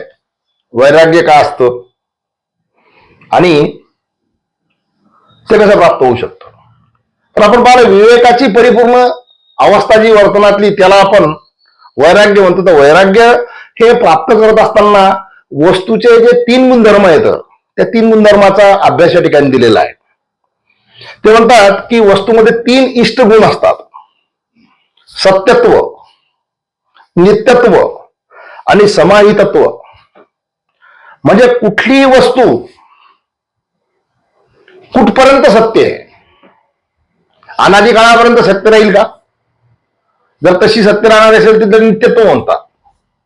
आणि समाहितत्व असं आहे की तुमच्या अंतर्यामी असलेल्या इंद्रियाच्या सर्व भोगांना परिपूर्ण करण्यासाठी ती परिपूर्ण आहे, त्याला समाहितत्व म्हणतात. मग तुम्ही जर तुमच्या आमच्या बाजूच्या वस्तू जर पाहसाल तर त्यामध्ये सत्यत्वही नाही, नित्यत्वही नाही आणि समाहितत्वही नाही. हे जेव्हा तुमच्या लक्षात येतं तेव्हा तुमची स्वतःची आचरणाची वृत्ती जी अंतर्मुख होते त्याला वैराग्य म्हणतात, अशी ती व्याख्या आहे. दुसरा त्यातला जो श्लोकाचा भाग आहे तो एक वेगळं तत्व आणखीन सांगतो. ते तत्व जे आहे ते मी वाचतो, त्याला आपण शम म्हणतो. विरज्य विषय व्रात्तात दोषदृष्ट्या मुहुर्मुहु स्वलक्षे नियतावस्था मनसा शम उच्यते. शम म्हणजे काय की आपल्याला विषय भोग वस्तू ज्या असतात त्याचं सातत्यानं निरीक्षण केल्यानंतर आपल्याला त्यातून निर्माण होणाऱ्या गोंधळापासून दूर जाण्याची एक वृत्ती आपल्या अंतर्यामी निर्माण होते आणि त्यामुळे आपल्याला जी मानसिक शांतता लाभते त्याला शम म्हणतात. म्हणजे याच्याकरता तुम्हाला विवेक आणि वैराग्याशिवाय शम प्राप्त होत नाही. म्हणजे हे एकमेकांवर अवलंबून कसं आहे त्याचं या ठिकाणी वर्णन केलेलं आहे. म्हणजे तुम्ही तशा प्रकारच्या सातत्यपूर्ण निरीक्षणातून ही वस्तू जी आहे ती नित्य राहणार नाही आपल्या लक्षात आल्यानंतर आपण त्याच्यापासून दूर जातो आणि आपल्या मनाची स्वस्थ चित्त अवस्था आपल्या तिथं प्राप्त होते. ती प्राप्त झाल्यानंतर आपल्याजवळ त्यातला दुसरा भाग जो येतो तो मी वाचतो या ठिकाणी की ते म्हणतात दम आणि उपरती ह्या 2 शब्दाचा त्यांनी हे केलेलं आहे की ह्या अशा प्रकारची अवस्था आपल्याला प्राप्त झाल्यानंतर आपल्या एकंदर विचारधारेला आपल्या इंद्रिय गोलकामध्ये किंवा आपल्या स्वस्थितीमध्ये जाण्याची आणि आपल्या बाह्येंद्रियांना म्हणजे कर्मेंद्रियाला आणि ज्ञानेंद्रियाला आपल्या अंतर्यामी स्वस्थितीमध्ये जाण्याच्या अवस्थेला दम असं म्हणतात. म्हणजे शम जो आहे तो विषयापासून दूर नेतो आणि इंद्रिय ज्याच्यापासून आपोआप परावर्तित होतात त्याला दम असं म्हटलेलं आहे. आणि सर्व प्रकारच्या या विचार प्रवाहापासून किंवा त्याच्या परिणामापासून आपण जेव्हा मुक्त होतो तेव्हा आपल्यामध्ये एक अवस्था आहे त्याला उपरती म्हणतात. म्हणजे लक्षात घ्या, उपरती हा शब्द आपण सातत्यानं वापरतो. शम दम उपरती तितिक्षा श्रद्धा आणि समाधान असे ते षडगुण आहेत. शमदमादी षडगुण जे म्हणतात त्यातले उपरतीचा अर्थ असा आहे की त्या माणसाने काहीतरी चूक केलेली असते. मग आपण म्हणतो तर उपरती झाली तर ती उपरती जी आहे त्यानं चूक केलेली असते, पण तिथं आपण चुकतो हे त्याच्या लक्षात आलेलं असतं.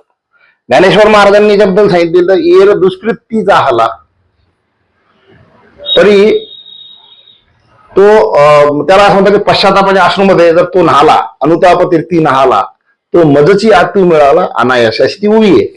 म्हणजे जर तुम्हाला उपरती झाली तर तुम्हाला भगवंताचा साक्षात्कार होऊ शकतो. म्हणजे तुम्ही किती चुकीचे असले पण तुम्हाला ती गोष्ट झाली पाहिजे. आजच्या काळामध्ये माणसं कोडगी झालेले आहेत, त्यांना उपरती नावाचा प्रकारच होत नाही कारण शमदमापासून ते दूर आहेत. विवेक वैराग्य नावाचा प्रकार त्यांच्याजवळ नाही. म्हणजे मी तुम्हाला काय सांगून राहिलोय की आपली अडचण काय झालेली आहे संस्कृतीची. म्हणजे एकंदर या विचारधारेकडे जात असताना किंवा त्यांनी त्यावेळेस काय मांडलेलं ते आपण पाहतो. तो उपरतीचा अर्थ असा आहे की बाह्य विषयाच्या परिणामापासून विचार प्रवाह जेव्हा मुक्त असतात त्यावेळेची मनाची अवस्था म्हणजे उत्तम उपरती होय. म्हणजे ते परिणाम त्यांना पाहिलेले असतात. ते परिणाम त्यांनी भोगलेले असतात. मागे इथूनच मी एक गोष्ट सांगितली होती की मुंबईमध्ये मी ज्यावेळेस काम करत होतो त्यावेळेस तिथे एक असोसिएशन आहे अल्कोहोलिक अनॉनिमस नावाची. मी वर्णन केलं तुमचं या ठिकाणी, मुंबईतले लोक तर अनुभवू शकतात. ही मंडळी जी आहे ही पूर्वाश्रमीची अतिशय दारू पिणारी होती. पण दारू पिल्यामुळे आपल्या स्वतःच्या स्वास्थ्यावर, आपल्या एकंदर परिवारावर आणि आपल्या एकंदर सोशल स्टॅटसवर जो स्टिग्मा किंवा जो डाग लागतो, त्यांना आपली किती हानी होते हे केव्हा तरी त्यांच्या लक्षात, त्याला उपरती म्हणतात. आणि ती उपरती झाल्यानंतर ही मंडळी जी आहे अल्कोहोलिक अनॉनिमस नावाची संघटनेमध्ये काम करणारे लोक जे आहेत, मग ते समाजामध्ये जे लोक व्यसनाधीन आहेत, दारू पितात किंवा वेगळ्या प्रकारची व्यसनं करतात, त्यांना समजवतात की माझा आयुष्य मी मूर्खासारखं गमवलं, तू गमवू नको. हा मानवी मूल्यातला मला वाटतं उत्कर्षाचा सर्वोच्च बिंदू मी पाहिलेला आहे. आपण ज्या गोष्टी भोगल्या त्या पुढच्याला भोगायला पडू नये, लागू नये, अशा प्रकारची इच्छा माणसाच्या मनात निर्माण होणं, मला असं वाटतं इथेच ईश्वराची जागृती आहे. म्हणून उपरती हा फार मोठा सद्गुण आहे.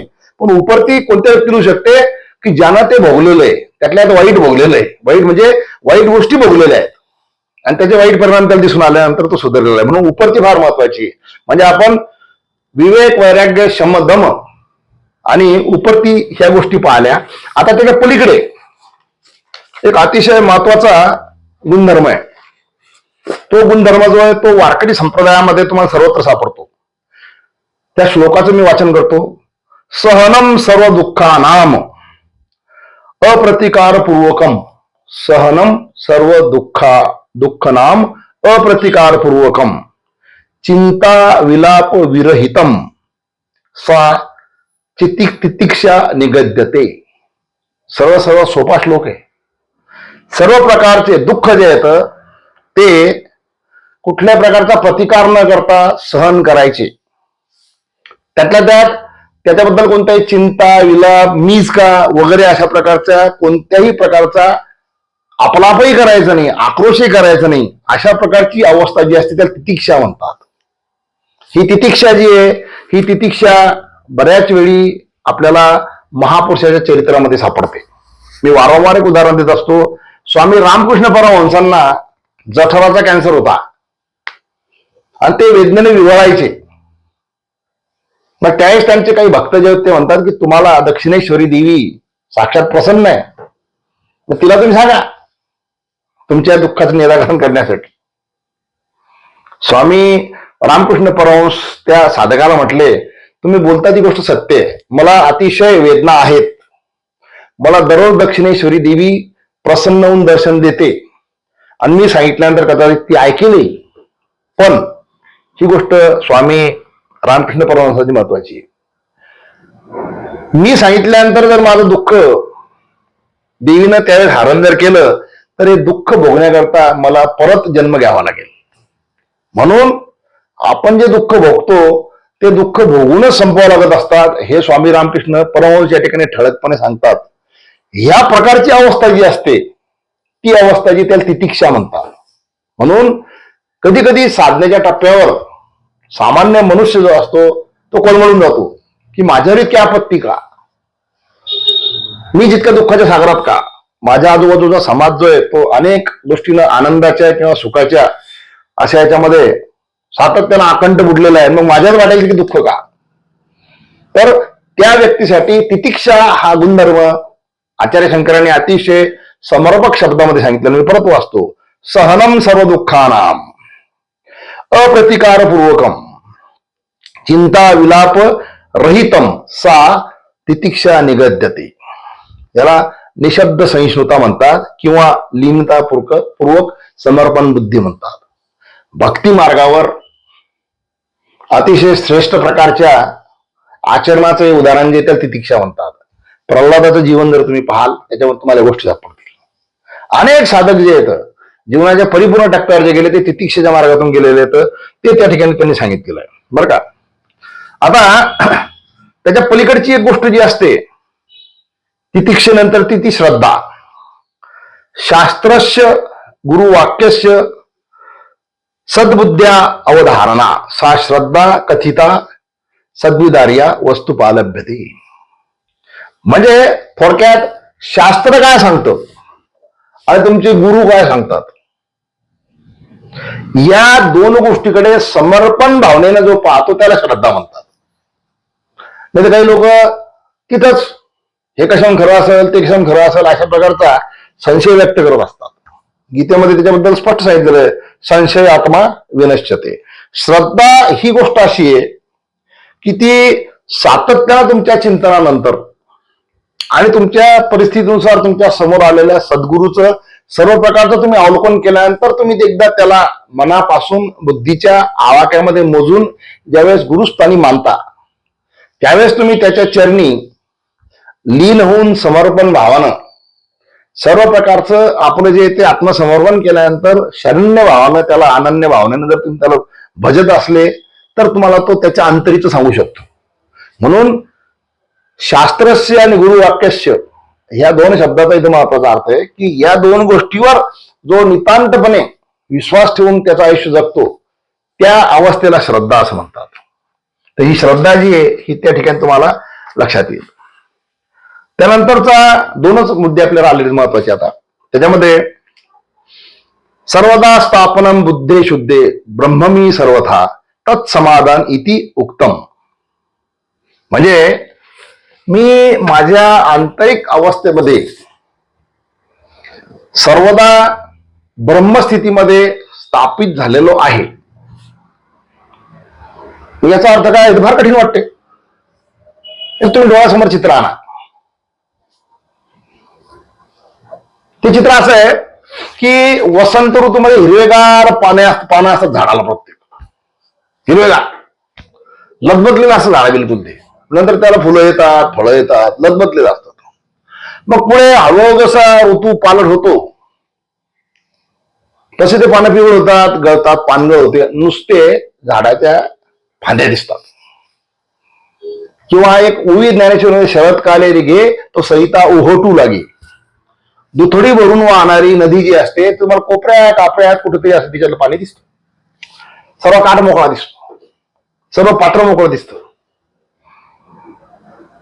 म्हणजे माझ्यावर हा पर्णसंभार जो चढलेला आहे त्याचा मला कुठल्या प्रकारचा गर्व नाही आणि मी निष्पर्ण झालो तरी त्याची मला कुठल्या प्रकारची व्यथा नाही. मी दुथडी भरून वाहत आहे आणि आजूबाजूच्या सगळ्या गावांना किंवा सगळ्यांना घेऊन जात आहे, त्याचाही मला माझ्या शक्तीचा गर्व नाही. आणि मी आता अशी बारीक होऊन कुठेतरी वाहते, याचं सुद्धा मला कुठं कमीपणा वाटत नाही. ही जी अवस्था आंतरिक असते त्याला ब्रह्मस्थापत्य म्हणतात, त्याला समाधान म्हणतात. आहे त्या अवस्थेमध्ये आपण राहणे. गीतेमध्ये एक श्लोक आहे, आपण बऱ्याच वेळा त्याचं वर्णन केलेलं आहे. दुःखेषु अनुद्विग्न मने सुखेषु विगत स्पृहा वितराग भय क्रोधो स्थितीर धीर मुनिरुच्यते. हा स्थितप्रज्ञ अवस्थेचा श्लोक जो आहे ना तो समाधान सांगणार आहे की दुःख असलं तर उद्विग्नता नको आणि सुखामध्ये मातलेपणा किंवा उन्मत्तपणा नको. तिथं माणूस निस्पृह असला पाहिजे. वितराग म्हणजे वैराग्य असो की भय असो क्रोध असो त्या सर्व ठिकाणी तुम्ही एखाद्या मुनीसारखे स्थितप्रज्ञ राहिले पाहिजे. या अवस्थेला ब्रह्मस्थापत्य अवस्था म्हणतात, त्याला समाधान म्हणतात. आपण कोणाला समाधान म्हणतो आणि मग आपण म्हणतो की समाधान आला त्याला राग आला होता. ते शब्दाची त्याच्या नावाची त्यानं माती गेली. समाधान ज्याचं नाव आहे त्यांना फार समाधानी राहिलं पाहिजे, पण त्याला समाधान समजलं पाहिजे. असो गमतीचा भाग सोडून देऊ आपण. तर ही झाली समाधानाची अवस्था. आणि मुमुक्षत्व जे आहे त्याच्याबद्दल अतिशय सुंदर अशा प्रकारचा श्लोक या ठिकाणी येतो. श्लोक आपण वाचू आणि नंतर शेवटच्या टप्प्यामध्ये आपल्याला गुरु हा पाहायचा आहे आणि ते गुरुचं एकदा आपण जर चिंतन पाहिलं तर लक्षात येईल. मुमुक्षत्वाचा श्लोक जो येतो, श्लोक क्रमांक 27. अहंकारादी देहांतम बंधान अज्ञानम कल्पितान स्वस्वरूप बोधेन मोक्तुमिच्छा मुमुक्षता.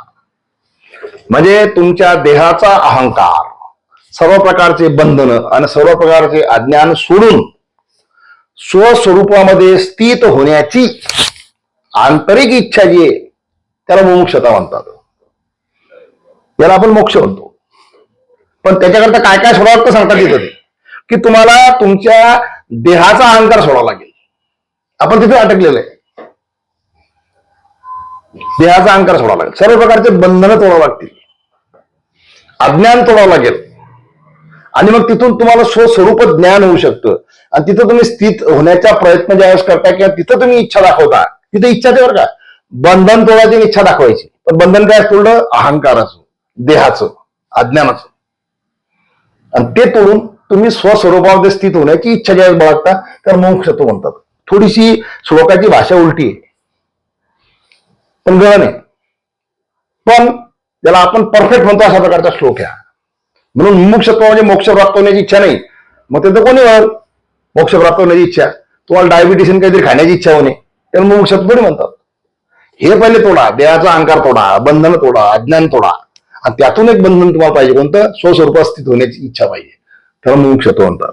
तर ठीक आहे, हा श्लोक जो आहे तो अतिशय म्हणजे श्रेष्ठतम अशा प्रकारचा श्लोक आहे. पण आता लक्षात येईल की जो साधक किंवा शिष्य जो आहे त्यांना आपण तिथपासून जे पाहिलं की तो मेधावी असावा, उहापोह विचक्षण असावा, विद्वान असावा, आणि त्याच्यामध्ये हे शमदमादी षड्गुण, शम दम तितिक्षा, श्रद्धा, समाधान आणि मुमुक्षत्व, ह्या सगळ्या गोष्टी त्याच्यामध्ये आवश्यक आहेत. या सगळ्या उपरती, या सगळ्या गोष्टी त्याच्यामध्ये आवश्यक आहेत. मग हे सगळं असल्यानंतर त्याला गुरु तसा मिळाला पाहिजे. गुरुचं हे वर्णन सांगून मला थांबायचंय. गुरु कसा असावा? आजच्या काळामध्ये डीएड वर गुरु आटोपतात. जर तुम्ही इंग्लिश मिडियम स्कूलमध्ये गेलं तर डीएड कंपल्शन नाही, त्याच्यामुळे जास्त घुसत नाही आता. कारण आपण इतक्या गहन विषयाची चर्चा करतो तिथं अशा प्रकारचा पांचटपणा करून नये असं मला वाटते. पण आपलं शास्त्र काय सांगतं, त्या शास्त्रावर कमीत कमी ही तफावत आपल्या लक्षात आली पाहिजे. एक गुंधर्व गुरुचा जो सांगितलेला आहे वेगळ्या श्लोकामध्ये, तो फक्त मी सांगतो की गुरु हा आंतरिक प्रेमाचा जिव्हाळा त्याच्यामध्ये पाहिजे. कारण त्याला त्याचं तत्व त्याच्या शिष्यामध्ये सांगत असताना इतक्या खालच्या लेवलवर यावं लागतं की तोपर्यंत त्याच्या शांततेचा, संयमाचा बंध तुटू शकतो. आणि असं बऱ्याच वेळा होतं. बरेच शिक्षक मी असे म्हणताना पाहिलेले आहेत. मी स्वतः 29 वर्ष 9 महिने शिक्षकाला आलेलो आहे. आमचे वडील सुद्धा शिक्षण पेशामध्ये होते, त्यांना 87 मध्ये राष्ट्रपती अवॉर्ड मिळालेला आहे. म्हणून आमच्या रक्तमासामध्ये शिक्षण आहे. म्हणून मी याच्यावर अधिकाऱ्यांनी सांगू शकतो. काय सांगू शकतो की बरेच शिक्षक मी असे पाहिलेले आहेत की त्याला एखाद्या विद्यार्थ्यांना विचारले की हे असं कसं, तर तो काय म्हणतो, मी म्हणतो म्हणून तसं. याला काय अर्थ आहे? म्हणजे शिक्षक त्या विद्यार्थ्याच्या समजावून सांगण्याच्या पातळीपर्यंत जाऊ शकते, त्याचा संयम तुटतो. म्हणून शिक्षकाचे गुणधर्म कसे असावे, किंबहुना आपण घरामध्ये आपल्या आजूबाजूला आपली मुलं, आपले नातवंड असतात, त्यांच्याशी वागत असताना आपण कशा पद्धतीने वागायला पाहिजे, आपल्यामध्ये ते गुणधर्म कसे आले पाहिजे, याच्याबद्दलचं काही गुणधर्म आपण निश्चितपणे घेऊ शकतो. म्हणून हा श्लोक जो आहे हा महत्वाचा आहे. मी तो वाचतो, पुन्हा सांगतो. माझं जरा हे जे आहे संस्कृत कच्चं आहे. श्रोत्रिय अरुजिन अकामहत ब्रह्मवित्तम ब्रह्मन्युपरत शांतो निरिंदन इवानल अहेतुक दया सिंधूर बंधूर अननामता सताम. जवळपास 10 गुणधर्म सांगितलेले आहेत. श्रोत्रिय गुरु कसा करावा तर बरेच लोक विचारतात. आता या आपण जर या क्षेत्रामध्ये आलो, गुरु जिवंत असावा की कोणता मृत करावा याच्याबद्दल म्हणतात. ते आमचे गुरु होते, पण ते गुरु कसे असावे कमीत कमी हे तरी समजून घेतलं पाहिजे. नाही तर काही लोक स्टॅटससाठी गुरु करतात. व्यवहार्य दृष्टीचं सोडून द्या, मग स्टॅटससाठी ते आमचे गुरु आहेत. कारण त्याचं काही हे याच्यातलं पाहणं गुणधर्म. पहिला गुणधर्म सांगितला श्रोत्रिय, तो सर्व शास्त्रामध्ये पारंगत असावा. आणि मुळात त्यालाच काही येत नाही. तुम्हाला काय सांगत, गुरु श्रोत्रिय असावा. अवृज्जिन म्हणजे पापविरहित, त्याच्या स्वतःच्या चारित्र्यावर जर लांछन असेल तर ते लांछन तुमच्यापर्यंत पाठवण्याचा प्रयत्न करेल किंवा त्याच्या पापामध्ये तुम्हाला सहभागी करेल. पापविरहित अरुचिन. अकामहत, कोणत्याही प्रकारच्या कामनेनं विद्ध न होणारा. लक्षात घ्या आजच्या काळामध्ये काय काय प्रकार चालू आहे. महिन्याभरामध्ये तरी एक न्यूज येते पेपरमध्ये, ट्युशनला आलेल्या मुलीची अश्लील चाळे शिक्षकांनी केले. शास्त्र काय सांगताना आपण कुठे चाललो बघा. म्हणून मला असं वाटतं की हा अशा प्रकारचा प्रकरण ग्रंथ अशा दृष्टिकोनातून वाचन झालं पाहिजे, चिंतन झालं पाहिजे, समाजाला माहित झालं पाहिजे. श्रोत्रिय अवृज्जीन अकामहत ब्रह्मवित्तम म्हणजे परमोच्च तत्व पूर्णपणे जाणणारा असावा. बरेच लोक याचा अर्थ दुसरीकडे लावतात बरं का. ब्रह्मवित्तम म्हणजे या एकंदर ब्रह्मांडाचं चलनवलन कसं चालतं याचं शास्त्रोक्त त्याला ज्ञान असावं. ब्रह्मानी उपरत याचं चलनवलन त्याला माहित असेल तर तो या ब्रह्मामध्ये स्थित असतो. आपण जी पहिले अवस्था पाहिली, ब्रह्मामध्ये स्थित असणे, समाधानी असेल तर तो अकामहत राहील. जर तोच वासनेनं वखवकलेला असला तर तो ब्रह्मामध्ये स्थित राहू शकत नाही, समाधानी नसला. लक्षात घ्या, एकमेकांवर अवलंबून आहे सगळं ते. तर तो ब्रह्मनी उपरत म्हणजे तो ब्रह्मामध्ये रममाण असतो. आणि त्याची अवस्था कशी, हे फार सुंदर आहे. निरिंदर अनल इवा शांत. ज्या पद्धतीनं लाकडाच्या जळतात त्या कसे रसरसून जळतात बिलकुल, आणि त्याचं म्हणजे इंधन संपलं की ते कसे शांत होतात. आपण त्याला मग काही वेळेपर्यंत इस्तू अग्नी म्हणतो, नंतर ते सुद्धा राग धारण करतात, ते शांत राहतात. आणि नंतर रक्षा जी असते, राग असते, त्याला पेटवता येत नाही. शब्द पहा, निरिंधन अनल इवा शांत. ज्याप्रमाणे सर्व इंधन जळून भस्मसात केले असता शांत झालेल्या अग्नीसारखा तो असतो. याचा अर्थ त्याच्यामध्ये तेज किती होतं, अग्नी इतकं ज्ञानाचं तेज होतं. तेज किती होतं, अग्नीसारखं. कशाचं, पावित्र्याचं. तेज किती होतं, अग्नीसारखं. कशाचं, ज्ञानाचं, पावित्र्याचं, त्याचबरोबर स्वतःच्या चरित्र्याचं. पण आता तो ते सर्व जे त्यांना ब्रह्मस्थितीत रममान झाल्यामुळं तो सर्व प्रकारच्या त्या अग्नी जळून सुद्धा सर्व प्रकारचा अहंकार त्याचा ज्ञानाचा असेल, चारित्र्याचा असेल किंवा पावित्र्याचा असेल, तो सर्व जो त्यानं नष्ट केलेला आणि तो तशा प्रकारे शांत झालेला, अशा प्रकारचा निरिंदन अनल इवा शांत. आणि जो मी सुरुवातीला मुद्दा सांगितला तो अहेतुक दया सिंधू. आपल्या शिष्याकडून त्याला कोणती अपेक्षा नसावी, अहेतुक. आणि तो दयेचा सागर असावा, दयेचा सागर असावा, दया सिंधू. आणि त्याच्यामध्ये हे गुणधर्म जर असतील तर तो शब्द जो आलेला आहे तिथे य अनामता सताम बंधू, अशा प्रकारचा व्यक्ती हा त्या शिष्याचा गुरु नसून तो त्याच्या ज्येष्ठ बंधू सारखा असतो. मला एक सांगा, तुम्ही माझं सर्व या एपिसोडचं श्रवण करणाऱ्या साधकांना, ज्ञानी साधकांना एक नम्र आवाहन आहे. समाजामध्ये आपण या श्रेणीमध्ये बसू शकणाऱ्या शिक्षकांची यादी केली पाहिजे. ते आपले स्वतःचे शिक्षक असो नसो, त्यांना वारंवार जाऊन आपण नमन केलं पाहिजे. किंबहुना समाजामध्ये हे अशा प्रकारचे गुणधर्म धारण न करता जे शिक्षक झाले त्यांना काही सांगण्याची संघटित शक्ती सुद्धा आपल्याकडे असावी आध्यात्मिकच्या मार्गातून. तर समाजामध्ये मॅक्युलरने जो ऱ्हास केलेला आपल्या संस्कृतीचा त्याची काहीतरी मांडणी परत होऊ शकते.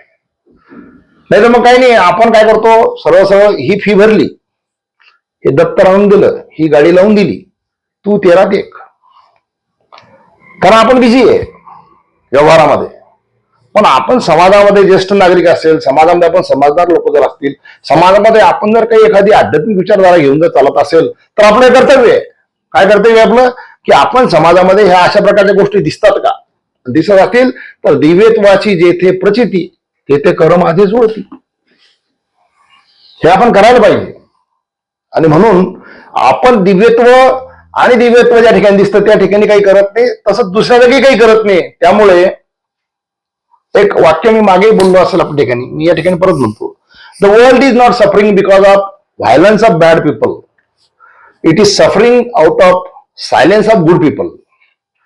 जर आपण एखादी विचारधारा घेऊन चालत असेल, संतश्रेष्ठ गजानन महाराजांची भक्ती मार्गाची विचारधारा, की ज्याच्यामध्ये फार मोठं सहकार्य एकमेकाशी आहे, एकमेकाबद्दल फार मोठा बंधुभाव आहे, फार मोठी सौहार्दता आहे.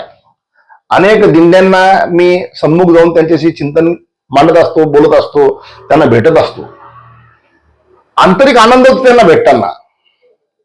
कितीतरी किलोमीटर पायी चालत आलेले दिंडीमध्ये असलेले या संत श्रेष्ठ गजाननाकडे जाणारे जे लोक असतात, साधक असतात, त्यांच्या चेहऱ्यावर जो आनंद फुललेला असतो त्याच्या पुढे त्यांच्या पायाला आलेले जे काही छाले असतात ते कसपटा समान असतात.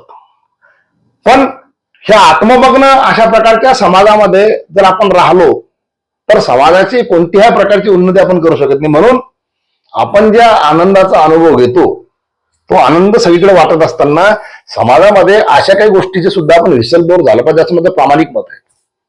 गुरुची ही जी व्याख्या आहे ती मी परत एकदा वाचणार आहे, कारण यातील काही गुणधर्म जे आहेत ते आपण निश्चितपणे पाहिले पाहिजे. मी परत वाचतो. श्रोत्रिय अवृज्जिन अकामहत ब्रह्मवित्तम ब्रह्मणी उपरत निरिंदन अनल युवा शांत अहेतुक दया सिंधू य अनामताम सताम बंधू. अशा प्रकारचा गुरु तुमच्या माझ्या बाजूला निर्माण झाला पाहिजे. तुम्हाला मला तसा शोधता आला पाहिजे. तुमच्या माझ्या परिवारामधल्या आपल्या मुलांना, आपल्या नातवंडांना अशा प्रकारच्या गुरुचं आपल्याला दर्शन देता आलं पाहिजे. आणि अशा प्रकारचा गुरु जर असेल तर तुम्हाला सांगतो मी, जी आपली संस्कृती ज्याच्यातून पूर्वी कधी सोन्याचा धूर निघत होता असं म्हणतात, ती संस्कृती परत पुनरुज्जीत होऊ शकते. राजकीय दृष्टिकोनातून विचार जर केला तर आपण एका वेगळ्या दृष्टिकोनातून आपली संस्कृती रक्षण करण्याचा प्रयत्न करतो, पण मला वाटतं तो एकारलेपणा आहे. म्हणून आपण राजकीय दृष्टिकोनापेक्षा वैचारिक दृष्टिकोनातून आणि समाजामध्ये रुजेल अशा पद्धतीने तुमच्या माझ्या संस्कृतीचं पुनरुज्जीवन करण्याचा प्रयत्न करणं हे का सुजन अशा नागरिकाचं कर्तव्य आहे. आणि त्याकरता मला असं वाटते की विवेक चुडामणी सारखा ग्रंथ जो आहे, या ग्रंथाचं चिंतन परिशीलन करून आपल्या आपल्या स्वतःच्या आकलनामध्ये येतील अशा प्रकारचे काही जे सूत्र असतील ते सूत्र आपल्या स्वतः चिंतनामधून आपल्या स्वतःमध्ये अंगीकार करता करता आपण ते समाजामध्ये रुजवण्याचा प्रयत्न केला पाहिजे. समाजामध्ये ते सापडतील त्या ठिकाणी त्याचं संरक्षण करण्याचा सुद्धा आपण प्रयत्न केला पाहिजे. ह्या शुभांगी बडबडे ताईंचं हे अद्वैताचा उपनिषद हा आदि शंकराचार्याचा जो एक कादंबरीपर असा ग्रंथ आहे, अतिशय सुंदर ग्रंथ आहे. आणि तुम्हाला मी ब्रह्मभाष्य हे दाखवलंच, म्हणजे ब्रह्मसूत्र भाष्य. तर हे वेगवेगळे ग्रंथ मी सातत्याने तुम्हाला याच्याकरता दाखवतो की यातून आपल्या अंतर्यामध्ये जिज्ञासा निर्माण व्हावी. आजचा विषय मला माहिती कठीण आहे, पण हे काठिण्य तुमच्या माझ्या संस्कृतीच्या सुरुवातीला आहे. ज्ञानेश्वरी सारखं नितांत सुंदर काव्य जे आहे की ज्याच्यामध्ये सर्व प्रकारचे नवरस जे भरलेले येतं आणि अतिशय ज्याच्यामध्ये अमृताचा प्रत्येक थेंब ज्या पद्धतीने असावा तशा ओव्या येतात, हे तुमच्या माझ्या संस्कृतीच्या सुरुवातीला आहे. याचा अर्थ त्या काळामध्ये तुमचा माझा समाज जो तो प्रगल्भ होता, तो समजूतदार होता, तो समजू शकतो. आज आपण संगणकामध्ये फार पुढे गेलो, पण तुमच्या माझ्या घरामध्ये लेकरांना मराठी वाचता येत नाही, दुर्दैव आहे. म्हणून आपण कोणत्या दृष्टीने पुढे झालो ना आपला कोणता विकास झाला याचा विचार सुद्धा आपण केला पाहिजे. आणि हे आपल्या संस्कृतीचं वैभव जे आहे हे आपल्या लेकरांच्या पदरामध्ये आपण टाकलं पाहिजे. मला असं वाटतंय जर या दृष्टिकोनातून प्रयत्न झाला तर ठाणे उपासना केंद्राने हा जो ग्रंथ आणि ग्रंथावरचं भाष्य याचा जो उपक्रम केला आणि याच्यामध्ये हे 21 अशा प्रकारचे जे महनीय पुष्प वेगळ्या ग्रंथाबद्दल जे नोंदल्या गेले असतील त्या सर्व व्याख्यानकर्त्या किंवा ज्ञानी प्रवचनकर्त्या अशा ज्ञानी व्यक्तींच्या त्या प्रयत्नाला निश्चितपणे कुठेतरी यश येईल. कारण समाजामध्ये नुसतं ऐकून काम चालणार नाही. समाजामध्ये कणाकणानं का होईना काहीतरी बदल अपेक्षित आहे आणि त्या बदलाची पहल जी आहे किंवा सुरुवात जी आहे ती ठाणे उपासना केंद्राने केली. याबद्दल मी सर्व ठाणे उपासना केंद्राच्या आयोजकांचं मनापासून या ठिकाणी आभार मानतो, त्यांचं अभिनंदन करतो आणि मला ही संधी दिल्याबद्दल मी त्यांचं मनापासून या ठिकाणी आभार मानतो आणि माझ्या शब्दाला या ठिकाणी विराम देतो. समर्थ सद्गुरु गजानन महाराज की जय. अनंत कोटी ब्रह्मांड नायक महाराजाधिराज योगीराज परब्रह्म सचिदानंद भक्त प्रतिपालक सेगाव निवासी समर्थ सद्गुरु श्री गजानन महाराज की जय. धन्यवाद.